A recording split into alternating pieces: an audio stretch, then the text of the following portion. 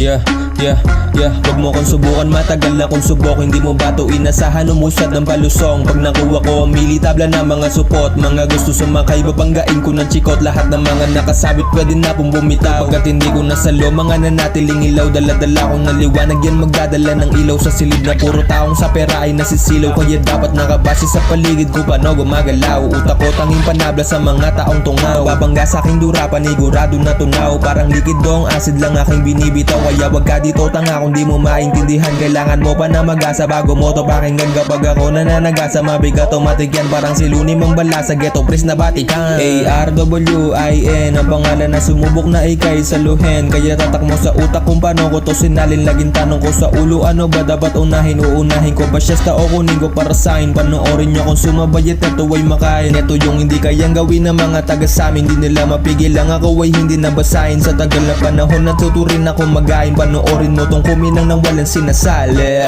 Simulan natin sa unang pahina. Dapat ito ay maayos tapos papagana lang. Kita mo naman tinanim ko ay gumagana na. Kaya aking inaanin na ang paisa-isa. Na-stress, madaling araw lalabas ang aking trip. Pag ako maglalagay, hindi naman ako sim. Kaya isa dalawa na para ka nag-dual sim. Pag nainis sa labas, sa balik tayong brutal sim. Balik tayo sa boomba, parang sinaunang hip-hop. Nung panahon na malago pa, malawak ang musika. Kaya bawal sa magkitid, parang tres na barya sa tagiliran nakaipit.